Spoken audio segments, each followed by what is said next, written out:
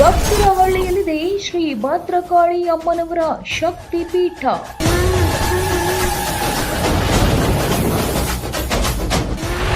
ಮೂವತ್ತೈದು ವರ್ಷಗಳ ಇತಿಹಾಸವಿರುವ ಭದ್ರಕಾಳಿ ಅಮ್ಮನವರ ಸಾನ್ನಿಧ್ಯ.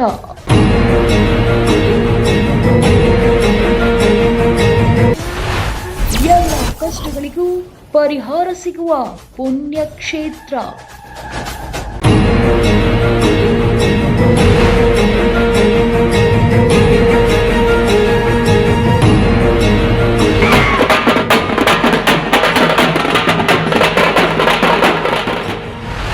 ನಾನು ಏನೋ ಒಂದು ಟೆಸ್ಟ್ ಮಾಡಬೇಕು ಅಂತ ಇದ್ದೀನಿ. ನಾನು ಏನೋ ಒಂದು ಹೊಸ ಎಲ್ಲ ಇಟ್ಟಿದ್ದೀನಿ, ಅದನ್ನ ದೇವಿನ ಹುಡುಕಿ ಕೊಡಕ್ಕೆ. ಅಂದ್ರೆ ಇಲ್ಲಿ ದೇವಿನ ಪರೀಕ್ಷೆ ಮಾಡ್ಬೇಕು. ಹೌದು, ನಿಂತ್ಕೊಳ್ಳೋ ಒಂದು ನಿಮಿಷ ಹೋಗೇ ನಿಂತು, ಅಷ್ಟು ಸ್ಪೀಡ್ ಬೇಡ.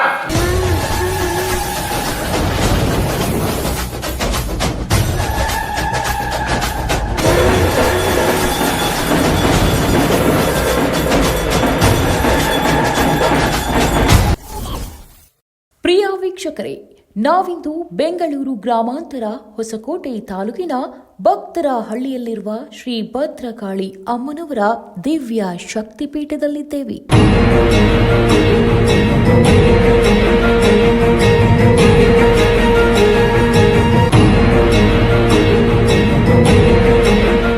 ಈ ಶಕ್ತಿಪೀಠಕ್ಕೆ 35 ವರ್ಷಗಳ ಇತಿಹಾಸವಿದೆ. ಇಲ್ಲಿ ಸಹಸ್ರಾರು ಜನ ಭಕ್ತರು ಬಂದು ತಮ್ಮ ಇಷ್ಟಾರ್ಥಗಳನ್ನ ನೆರವೇರಿಸಿ ಹೋಗಿದ್ದಾರೆ. ತಾಯಿಯು ಭಕ್ತಿಯಿಂದ ಬಂದ ಭಕ್ತರ ಕಣ್ಣೀರು ಒರೆಸಿ ತಮ್ಮ ಇಷ್ಟಾರ್ಥಗಳನ್ನ ಈಡೇರಿಸಿ ಕೊಡುತ್ತಾಳೆ. ಇದು ಅದ್ಭುತವಾದಂತಹ ಶಕ್ತಿಯುಳ್ಳ ಕ್ಷೇತ್ರವಾಗಿದೆ.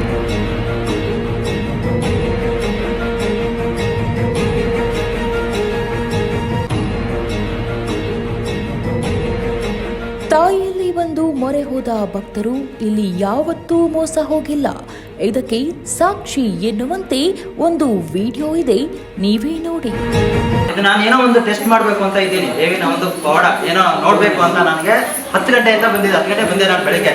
ಆಯ್ತಾ, ನಾನು ಏನೋ ಒಂದು ಹೊಸ ಎಲ್ಲ ಇಟ್ಟಿದ್ದೀನಿ, ಎಲ್ಲೋ ಇದೆ, ಅದನ್ನ ದೇವಿನ ಹುಡುಕಿ ಕೊಡಕ್ಕೆ. ನಮ್ಮನ್ನ ಸ್ವಲ್ಪ ಹೇಳಿ. ನೀವು ಇವತ್ತೇ ಫಸ್ಟ್ ಬಂದಿರೋದು. ನಾನು 10 ಗಂಟೆ ಬಂದೆ ಗುರುಗಳೇ. ಇಲ್ಲಿ ದೇವಿನ ಪರೀಕ್ಷೆ ಮಾಡ್ಬೇಕು. ಹೌದು, ಅನುಮಾನ ಅಂತಲ್ಲ, ನೋಡಿದ ಬೆಳಗ್ಗೆ ನನಗೊಂದು ಕ್ಯೂರಿಯಾಸಿಟಿ ಬಂತು, ತಿಳ್ಕೊಬೇಕು ದೇವಿ ಪವರ್ ಹೆಂಗೆ ಏನು ಅಂತ. ಅದಕ್ಕೆ ನಾನು ಏನೋ ಒಂದು ಎಲ್ಲೋ ಒಂದು ವಸ್ತು ಇದೆ, ಅದನ್ನ ನಾನು ಹುಡುಕಿ ಕೊಟ್ರೆ. ಇಲ್ಲಿ ಈಗ ನಿಂತ್ಕೊಳ್ಳೋ ಒಂದು ನಿಮಿಷ ಹೋಗೇ ನಿಂತು, ಅಷ್ಟು ಸ್ಪೀಡ್ ಬೇಡ. ಅವ್ರು ಹೇಳೋದನ್ನ ಅವ್ರು ಎಲ್ಲಿಟ್ಟಿದ್ದಾರೋ ನಿಂತ್ಕೊ, ಸ್ವಲ್ಪ ಹೇಳೋದನ್ನ ಕೇಳು. ಅವ್ರು ಬಾಬಾ ಏನೇನು ಹೆಸರು? ಪ್ರಭು ಅಂತ. ಪ್ರಭು ಅಂತ ಹೇಳಿ ಇವತ್ತೇ ಬಂದಿರೋದು. ನಾನು ಇವ್ರನ್ನ ಇವತ್ತೇ ನೋಡಿರೋದು. ನೀನು ಜಗತ್ತೆಲ್ಲ ನೋಡ್ತಾ ಇದೀಯಾ. ಇವ್ರು ಈ ಕ್ಷೇತ್ರಕ್ಕೆ ಬಂದು ನೀನು ಪರೀಕ್ಷೆ ಮಾಡಬೇಕು. ಇದರಲ್ಲಿ ನಿಜಾನೇ ದುರ್ಗಾದೇವಿನ ಇವಳು ಹೇಳೋ ಸತ್ಯನ ಅಂತ ಬಂದಿದ್ದಾರೆ. ಇವ್ರು ಎಲ್ಲಿ ಬಚ್ಚಿಟ್ಟಿದಾರೋ ನಮ್ಗೆ ಯಾರಿಗೂ ಗೊತ್ತಿಲ್ಲ. ಕ್ಷಣದಲ್ಲಿ ತಗೊಂಡ್ಬೇಕು ನೀವು.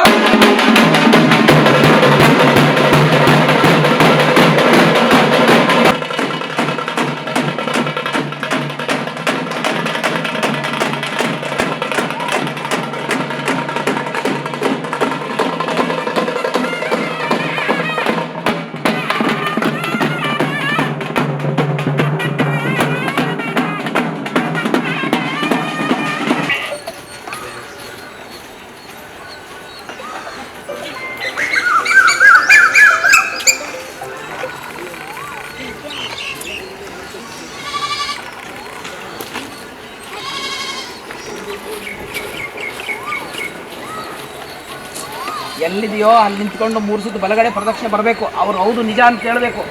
ಅಲ್ಲಿ ತನಕ ನೀನು ಒಳಗಡೆ ಕರ್ಕೊಳ್ಳಲ್ಲ.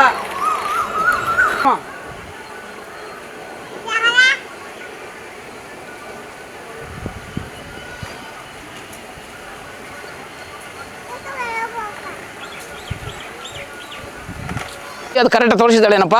ಕರೆಕ್ಟ್ ಇದೆ. ಎಲ್ಲಿದೆ ತಗೋ. ಏನು ಬಚ್ಚಿಟ್ಟಿದೆ ನೀನು? ತೆಂಗಿನಕಾಯಿ.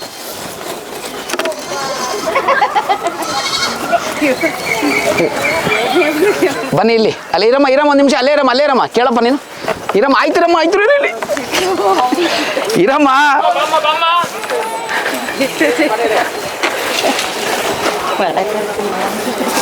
ನೋಡಿ, ಇದೇ ನಾನೆಲ್ಲ ಮುಚ್ಚಿಟ್ಟಿರೋದು. ಇದೇ ಇಟ್ಟಿದೆ, ಯಾರಿಗೂ ಹೇಳಿರಲಿಲ್ಲ.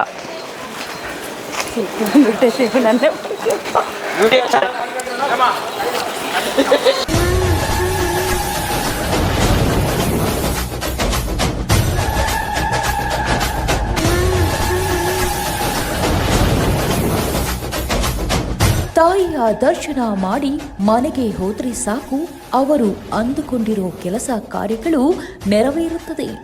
ಈ ಕ್ಷೇತ್ರದಲ್ಲಿ ಕಾಳರಾತ್ರಿ, ಕಾಳ ಭದ್ರಕಾಳಿ, ಮಹಾದುರ್ಗೆ, ಚೌಡೇಶ್ವರಿ, ರಕ್ತ ಕಾಟೇರಮ್ಮ ಹಾಗೂ 50 ಅಡಿ ಇರುವ ಭದ್ರಕಾಳಿ ಅಮ್ಮನವರ ಭವ್ಯ ಮೂರ್ತಿ ಇದೆ.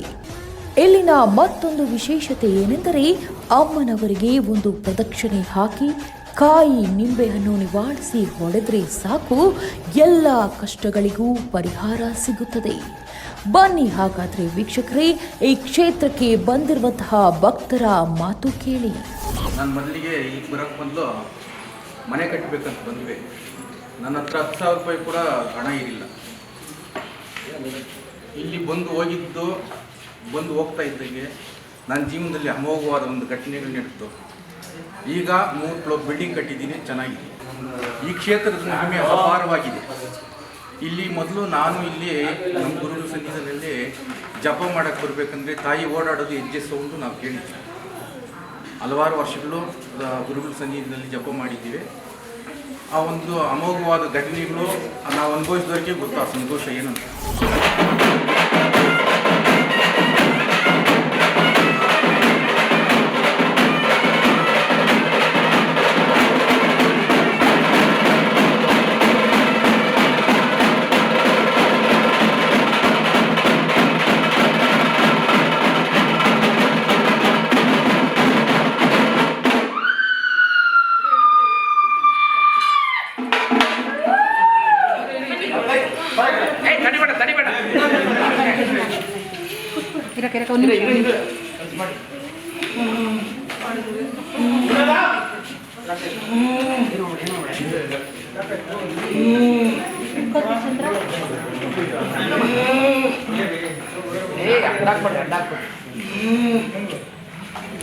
ಬಾರಮ್ಮ ನೀನು ಯಾರು ಭಯಪಡೋದಿಲ್ಲ. ಬಾರಮ್ಮ ನೀನು ಯಾರು ಅಂತ ಬಂದ್ರಮ್ಮ ನೀನು.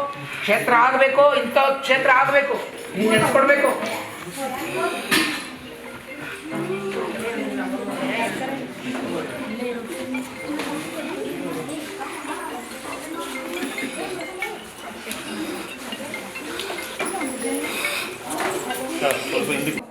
ದಾರಿನಲ್ಲಿ ಇದರಲ್ಲೇ ಬಂದ 3 ಗಂಟೆ ಕ್ಲೋಸ್ ಅಂದ್ರು. ಅವರು ಫೋನ್ ಮಾಡಿದ್ದಕ್ಕೆ ನಮ್ಮ ಯಜಮಾನ್ರಿಗೆ ಟೈಮ್ ಆಗ್ಬೇಕಲ್ಲ, ಟೈಮ್ ಹೋಗ್ತಿತ್ತಲ್ಲ ಅಂದ್ಕೊಂಡು. ಯೂಟ್ಯೂಬ್ ಅಲ್ಲಿ ನೋಡಿರ್ತೀಯಾ, ನಂಬಿಕೆ ಇದೆಯಾ? ಇಲ್ಲಿ ಯೂಟ್ಯೂಬ್ ಅಲ್ಲಿ ನೋಡುವಾಗ ಇಲ್ಲಿ ಹೋದ್ರೆ ನಮ್ಗೆ ಪರಿಹಾರ ಆಗ್ತದೆ, ನಂಬಿಕೆ ಇದೆ ನನಗೆ. ಏನಾಗಿದೆ ನಿಮ್ಮ ಸಮಸ್ಯೆ? ಕಷ್ಟ ಮಾಡಿದೆ. ಯಾವ ತರ ಕಷ್ಟ? ಕೆಲಸ ಇಲ್ಲ, ಎಲ್ಲ ಏನಾದ್ರೂ ಅನುಮಾನ ಇದೆಯಾ ನಿಮ್ಗೆ? ಯಾರಾದ್ರೂ ಕೆಡಿಟ್ ಮಾಡಿದ್ದಾರೆ ಅಥವಾ ಏನಾದ್ರೂ ಅನುಮಾನ? ತಾಯಿಯಲ್ಲಿ ನಿಮ್ಗೇನಾದ್ರೂ ಅನುಮಾನ ಇದೆಯಾ? ಒಂದು ಪ್ರಶ್ನೆ ಅಣ್ಣ, ನಿಮ್ಮ ಹೆಸರು? ರಾಜ್. ಅಮ್ಮ ಬಾಮ ಇಲ್ಲಿ.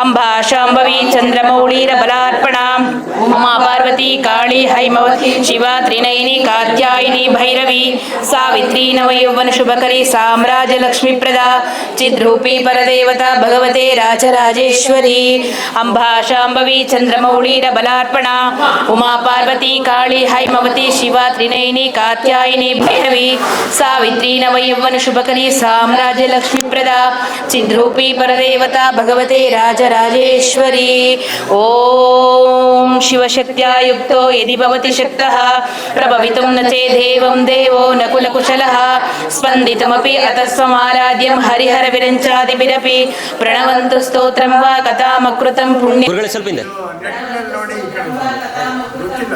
ಅದೇ 10ನೇ ಸಲ ಬಂದೆ, ಇಲ್ಲಿ ಬಂದಿದೆ ಗೊತ್ತಿರಲಿಲ್ಲ. ಅಮ್ಮವರು ಭದ್ರಕಾಳಿ ಅಮ್ಮನವರು. ಹೌದು. ಏನಾದರೂ ಕ್ಷೇತ್ರದ ಬಗ್ಗೆ ಹೇಳ್ಬೇಕಮ್ಮ ನೀನು? ಇವತ್ತೇ ಕಾಣಿಸ್ಕೊಂಡಿದ್ಯಾ? ಏನಾದರೂ ಲೋಪದೋಷಗಳು ಇದೆಯಾ ಅಥವಾ ಇದು ಪ್ರತಿಷ್ಠಾಪನೆ ಆಗಿರೋದಂತ ತೊಂದರೆ ಇದೆಯಾ? ಪರಂತ ಭಕ್ತರಿಗೆ ಏನು ಹೇಳ್ತೀಯಾ? ಪರಂತ ಭಕ್ತರುಗಳೇ ಒಳ್ಳೇದು ಮಾಡ್ಬೇಕಂತೇಳಿ 35 ವರ್ಷಗಳಿಂದ ನಾವು ಅನನ್ಯ ಭಕ್ತಿಯಿಂದ ಮಾಡ್ಕೊಂಡು ಬಂದಿದ್ದೀವಿ. ನೀನು ಇವತ್ತು ವಾಗ್ದಾನ ಏನು ಕೊಡ್ತೀಯೋ ಅದರಂತೆ ಪಾಲನೆ ಮಾಡ್ತೀವಿ. ನೀನು ಹೇಳ್ಬೇಕಮ್ಮ. ಫಸ್ಟ್ ಮರ ಇತ್ತಾ? ಹೌದಮ್ಮ, ಮರ ಕಟ್ಟು ಇಲ್ಲಿ ಅಮ್ಮನ ಕುಂತಿದ್ದೀರಾ? ಹೌದೌದು. ಮಾಡಿದ್ರು ಅಮ್ಮ, ಏನಕ್ಕೆ ತರ ಮಾಡಿದ್ರಿ? ಇಲ್ಲಿ ಪಕ್ಕದ ಮನೆ ಮೇಲೆ ಬಿಡ್ತಾ ಇತ್ತು, ಮಳೆ ಬಂದು ಗಾಳಿ ಬಂದ್ರೆ ಅದು ಮಕ್ಕಳು ಸಾಯಬಾರ್ದು ಅಂತ ಹೇಳಿ ಜನಗಳಿಗೆ ತೊಂದರೆ ಆಗಬಾರ್ದು ಅಂತ ಹೇಳಿ ತಂದೆ. ಅದೆಲ್ಲ ನಾನು ಇದ್ದಿದ್ದು.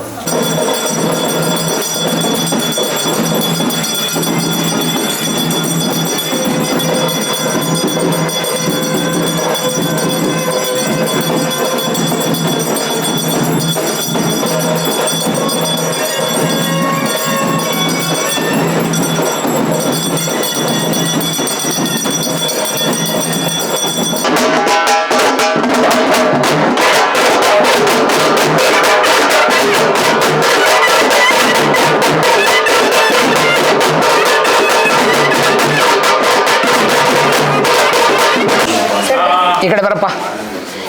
ನಿಂತ್ಕಮ್ಮ ಒಂದು ನಿಮಿಷ ಇರೋ ಹೋಗ್ಬೇಡ ಇರೋ. ಹಾಂ ಆಯ್ತು, ಇರಮ್ಮ ಒಂದು ನಿಮಿಷ. ಈಗ ಪರೀಕ್ಷೆ ಮಾಡಬೇಕು ಅಂತ ಹೇಳಿ ಬಂದಿದ್ದಿಲ್ಲ. ಹೌದು ಗುರುಗಳೇ. ಎಷ್ಟೋ ಜನ ಈ ಪ್ರಪಂಚ ಈಗ ಮೂಢನಂಬಿಕೆಗಳಲ್ಲಿ ತುಂಬಿ ತುಳುಕ್ತಾ ಇದೆ. ಹೌದು ಗುರುಗಳೇ. ನೀವು ಯಾರಂತ ನನಗೆ ಗೊತ್ತೇ ಇಲ್ಲ, ಇನ್ನೂ ಈಗ ಪರಿಚಯನೂ ಮಾಡ್ಕೊಳ್ಳಿಲ್ಲ, ಈಗ ತಾನೇ ನಿಮ್ಮ ಮುಖ ನೋಡಿದ್ದು. ನಿನಗೆ ಇದು ಯಾಕೆ ಬಂತು ನಿನ್ನ ಮನಸ್ಸಲ್ಲಿ? ಅಂದ್ರೆ ಶಕ್ತಿನ ನೋಡ್ಬಿಟ್ಟು ನನಗೆ ಒಂದು ಪರೀಕ್ಷೆ ಮಾಡಬೇಕು, ನಮ್ಮ ಜನಗಳಿಗೆಲ್ಲ ಏನು ಅಂತ ಗೊತ್ತಾಗ್ಬೇಕು. ಯಾಕೆ ಎಲ್ಲರೂ ಮೂಢನಂಬಿಕೆಯಲ್ಲೇ ಇರೋದು. ದೇವ್ರು ಅಂದ್ರೆ ಹಿಂಗೆ ಸುಮ್ಮನೆ ಹಂಗೆ ಅಂತ. ಸರಿ, ಒಂದು ಪರೀಕ್ಷೆ ಮಾಡಿ ನಾನು ಲೈವ್ ಆಗಿ ತೋರಿಸಿದ್ರೆ ಜನಗಳಿಗೆ ನಂಬಿಕೆ ಬರುತ್ತೆ. ಈಗ ನಾನೇ ಹೇಳ್ಕೊಟ್ಟು ಮಾಡಿರಬಹುದು ಅಂತ ಜನಗಳಲ್ಲಿ ಮೂಡಬಹುದು, ಇದಕ್ಕೇನು ಹೇಳ್ತೀಯ? ಇವರೇನಾದ್ರೂ ಮಾತಾಡ್ಕೊಂಡು ಗಿಮಿಕ್ ಮಾಡಿರಬಹುದು ಏನೋ ಅಂತೇಳಿ ಜನಗಳಲ್ಲಿ ಬರಬಹುದು, ಅದಕ್ಕೆ ನೀನೇನ್ ಹೇಳ್ತೀಯ? ಇಲ್ಲ, ನಾನು ಏನಂದ್ರೆ ಆ ತರ ಇದು ಏನು ನಡೆದಿಲ್ಲ. ಇದು ನಾನಾಗೆ ತಗೊಂಡೋಗಿ ಬಚ್ಚಿಟ್ಟು ನಾನಾಗೆ ಪ್ರಯೋಗ ಇದನ್ನ ಮಾಡಬೇಕು, ಈ ತಾಯಿ ಮಹಿಮೆ ಏನು ಅಂತ ಚೆಕ್ ಮಾಡಬೇಕು ಅಂತಾನೆ ಮಾಡಿರೋದು. ಆದ್ರೆ ಇದರಲ್ಲಿ ಯಾವ್ದು ಏನೋ ಇವ್ರ ಗುರುಗಳು ಈಗ ನಾನು ಮಾತಾಡ್ತಾ ಇರೋದು ಇದ್ರ ಜೊತೆ ಮಾತಾಡೋದಿಲ್ಲ. ಫಸ್ಟ್ ಈಗ ಇಷ್ಟು ಸಾವಿರಾರು ಜನ ಸೇರಿದ್ದಾರೆ. ಹೌದು. ಒಂದು ಅಕ್ಕಿನ ಇಸ್ಕಿ ನೋಡಿದ್ರೆ ಸಾಕು ಗೊತ್ತಾಗ್ಬಿಡ್ತದೆ ಇದ್ರ ಮಹಿಮೆ ಏನಂತ. ಹೌದು. ಈಗ ಈ ದೇವಿ ಬಗ್ಗೆ ಅಥವಾ ಈ ಕ್ಷೇತ್ರದ ಬಗ್ಗೆ, ಈ ಶಕ್ತಿ ಬಗ್ಗೆ ಇಲ್ಲಿರೋಂಥ ಜನಗಳಿಗೆ ನೀವು ಏನ್ ಹೇಳಕ್ ಇಷ್ಟಪಡ್ತೀರಾ? ಏನಿಲ್ಲ, ಅಪನಂಬಿಕೆ ಬೇಡ, ನಂಬಿಕೆ ಇಟ್ಟು ದೇವತೆ ಹತ್ರ ಬಂದು ನಿಮ್ಮ ಕಷ್ಟಗಳೆಲ್ಲ ಏನಿದೆ ಬಂದು ಅವ್ರ ಹತ್ರ ಹೇಳ್ಕೊಂಡಾದ್ಮೇಲೆ ಖಂಡಿತ ಪರಿಹಾರ ಸಿಗುತ್ತೆ ಅಂತ ನನ್ನ ಈಗ ಮಾಡಿರುವಂಥ ಈ ನಂಬಿಕೆ ಮೇಲೆ ಹೇಳ್ತಾ ಇದ್ದೀನಿ. ಎಲ್ಲರೂ ಬನ್ನಿ, ದೇವಿನ ನಂಬಿ, ನಿಮ್ಮ ಎಲ್ಲ ಸಮಸ್ಯೆಗಳನ್ನು ಪರಿಹಾರ ಆಗುತ್ತೆ ಅಂತ ನನಗೆ ಒಂದು ನಂಬಿಕೆ ಇದೆ. ಅದನ್ನ ಆ ರೀತಿ ನೀವು ಬಂದು ಎಲ್ಲ ಪ್ರಯತ್ನ ಮಾಡಿ ನೋಡಿ, ಎಲ್ಲ ಒಳ್ಳೇದು ಆಗತ್ತೆ. ಈಗ ಆಗಲೇ ಅಮ್ಮನ ಮುಂದೆ ನಿಂತ್ಕೊಂಡು ನೀನು ಕೇಳಿದ್ದು ಸತ್ಯ. ಹೌದು. ಈಗ ಏನ್ ಹೇಳ್ತಾ ಇದ್ದೀವಿ? ಈಗ ಏನ್ ಹೇಳ್ತೀವಿ ಅಮ್ಮನಿಗೆ? ಹೇಳಿ. ಅಮ್ಮನ ಬಗ್ಗೆ ಹೇಳಕ್ಕೆ ಇನ್ನೊಂದು ಮಾತೇ ಇಲ್ಲ. ಅಲ್ಲಿ ಹೇಳಿ. ಅಮ್ಮ ನಿನ್ನ ಬಗ್ಗೆ ಮಾತಾಡೋದು ಇನ್ನೊಂದು ಮಾತೇ ಇಲ್ಲ. ನನ್ನನ್ನು ದಯವಿಟ್ಟು ಕ್ಷಮೆ ಇರಲಿ, ನಾನು ನಿನ್ನ ಮಗು, ನನ್ನನ್ನು ದಯವಿಟ್ಟು ಕ್ಷಮಿಸು. ನಿನ್ನ ಪರೀಕ್ಷೆ ಮಾಡಿದ್ದು ನಾನೊಂದು ದೊಡ್ಡ ಇದು ತಪ್ಪೇನಿಲ್ಲ. ಅಂದ್ರೆ ದೇವರ ಎದುರಿಗೆ ನಮ್ಮ ಮನುಷ್ಯದ್ದು ಒಂದು ಇದು ಇದೆ. ದಯವಿಟ್ಟು ತಾಯಿ ನನ್ನ ಕ್ಷಮಿಸು. ಯಾಕಂದ್ರೆ ಇದು ಒಂದು ಮೂಢನಂಬಿಕೆಯಿಂದ ಹೊರಗೆ ಬರಬೇಕಾಗಿತ್ತು. ಆ ಕಾರಣದಿಂದಾಗಿ ಇರಮ್ಮ ಕೆಲವು ಪ್ರಶ್ನೆಗಳು ಇರಮ್ಮ ಒಂದು ನಿಮಿಷ. ಇದು 2ನೇ ಸರಿ ಬಂದಿರೋದು? ಇದು 3ನೇ ಸರಿ ಬಂದಿರೋದು. ಮೊದಲನೇ ಸರಿ ಬಂದಾಗ ಅವರು ಮೈ ಮತ್ತೆ ಕೈ ಅಲ್ಲೆಲ್ಲ ಪೂರ್ತಿ ಕಪ್ಪಾಗಿತ್ತು. ಅದು ಹುಣ್ಣಿಮೆ ಅಮಾವಾಸ್ಯೆ ಬಂದ್ರೆ ತುಂಬಾ ಅನಾರೋಗ್ಯ ಆಗಿ ಕೆಡ್ತಾ ಇತ್ತು, ಆರೋಗ್ಯ ಕೆಡ್ತಾ ಇತ್ತು. ಕರೆಕ್ಟ್ ಅಮ್ಮ ನೀನು? ಕರೆಕ್ಟಾಗಿ ಕೆಡ್ತಾ ಇತ್ತು. ಅದು ಮಲಗಿದ್ರೆ ಮೇಲ್ಕೆ ಎದ್ದೇಳ್ತಾ ಇರಲಿಲ್ಲ ಅಂತ ಒಂದು ಸ್ಥಿತಿ. ಮತ್ತೆ ಮೈ ಕೈ ಎಲ್ಲ ಸ್ವಲ್ಪ ಕಪ್ಪು ಇದ್ಬಿಡ್ತಾ ಇತ್ತು. ಅದು ಯಾವಾಗ ಹೋಗ್ತಾ ಇರಲಿಲ್ಲ. ಇದು 2ನೇ ಸರಿ ಬಂದಾಗ ಹೇಳಿದ್ರು ನಮಗೆ ಈ ಥರ ಆಗಿದೆ, ಒಂದು ಅರ್ಧ ಮುಕ್ಕಾಲು ಭಾಗ ಪರಿಹಾರ ಆಗಿದೆ ಅಂತ. ನಾವೇನು ಮಾಡಿಲ್ಲ, ತಾಯಿ ಹತ್ರ ಒಂದು ಪ್ರಶ್ನೆ ಇಟ್ಟು ಬರೀ ಕಟ್ಟು ತೆಗೆದಿರೋದು ಅಷ್ಟೇ. ಈಗ ನಾನು ಇದ್ದಾಗ ಬಂದು ತೋರಿಸೋ ಸಂಪೂರ್ಣ ಬಿಡುಗಡೆ ಆಗಿದೆ ಅಂತಾಳ. ಯಾಕಂದರೆ ಇಲ್ಲಿ ನೋಡೋಂಥ ಭಕ್ತರಿಗೆ ಇದೇನು ಶೂಟಿಂಗ್ ಅಲ್ಲ, ಇದು ಒಬ್ಬರಿಂದ ಒಬ್ಬರಿಗೆ ಏನಂತ ಗೊತ್ತಾಗಬೇಕು ಅಮ್ಮನವ್ರ ಮಹಿಮೆ ಅಷ್ಟೇ. ಇದು ನಿಜ ಅಮ್ಮ? ನಿಜ ಸಮಯ ಇದು. ಅಮಾವಾಸ್ಯೆ ಪೌರ್ಣಮಿ ಬಂದರೆ ತುಂಬಾ ಕಷ್ಟ ಆಗ್ತಾಯಿತ್ತು. ಹಾಸ್ಪಿಟ್ಲಿಗೆ ಹೋಗಿ ತೋರಿಸ್ರು ಕೂಡ ವಾಸನೆ ಆಗ್ತಿರ್ಲಿಲ್ಲ. ಎಷ್ಟು ಹಾಸ್ಪಿಟ್ಲ್ ಸುತ್ತಿದ್ದೀನೋ, ಎಷ್ಟು ದುಡ್ಡು ಖರ್ಚು ಮಾಡಿದ್ದೀನೋ ದೇವ್ರಿಗೊಬ್ರಿಗೆ ಗೊತ್ತು. ಜನಗಳು ಕೇಳಿದ್ರೆ ಏನೂ ಅರ್ಥ ಆಗಲ್ಲ. ದೇವ್ರು ನಂಬಿದ್ದೀನಿ, ಅಮ್ಮ ನನ್ನ ಕೈ ಬಿಡಲಿಲ್ಲ. ಇವಾಗ ನಾನು ಚೆನ್ನಾಗಿದ್ದೀನಿ. ಅದನ್ನು ಅಮ್ಮನ ಹತ್ರ ಬೇಡ್ಕೊಳಕ್ಕೆ ಅಂತಲೇ ಬಂದೆ. ಗೋಚರವಾಗುತ್ತೆ, ಅದನ್ನೇ ಹೇಳಬೇಕು. ಅಮ್ಮ ಇವಳು ಶರೀರದಲ್ಲಿ ನೀನು ಇಳಿದು ಆವೇಶವಾಗಿ ಅವಳ ಹೃದಯದಲ್ಲಿ ನೀನೇ ಮಾತಾಡಿಸ್ಬೇಕಮ್ಮ. ಇರೋದು ಇದೆಯಾ ಇಲ್ಲ ನೀನೇ ನೋಡ್ಬೇಕಮ್ಮ. ಸ್ವಲ್ಪ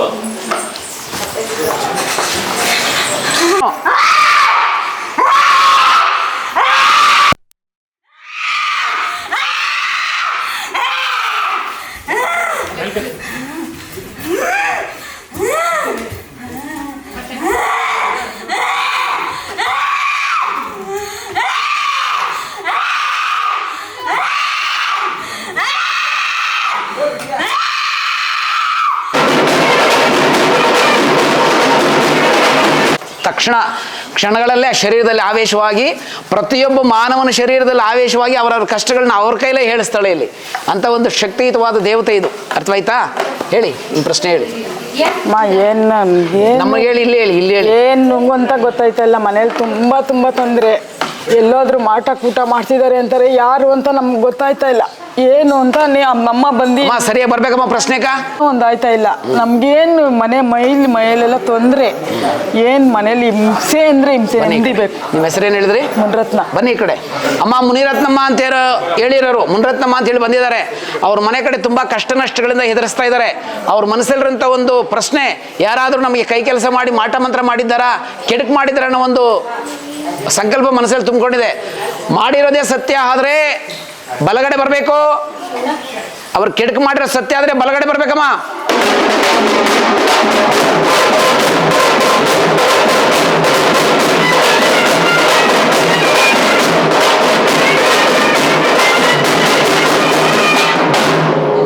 ಮಾಡಿರೋದೇ ಸತ್ಯ. ನಾನಿಲ್ಲಿ ನೆಲೆ ಆಯ್ತೀನಿ, ನನಗೆಲ್ಲ ಬಿಡುಗಡೆ ಮಾಡಿಕೊಡ್ಬೇಕಮ್ಮ ಅಷ್ಟೇ. ಎಲ್ಲ ಮೋಸ, ಎಲ್ಲ ಕಡೆ ಮೋಸ ಮಾಡ್ಕೊ ಬಂದಿದ್ದೀನಿ. ನೀವು ಫಸ್ಟ್ ಒಂದು ತಡೆ ತೆಗೆಸಿ, ಮಿಕ್ಕಿದ ಮೇಲೆ ಮಾತಾಡ್ಕೊಳ್ಳೋಣ.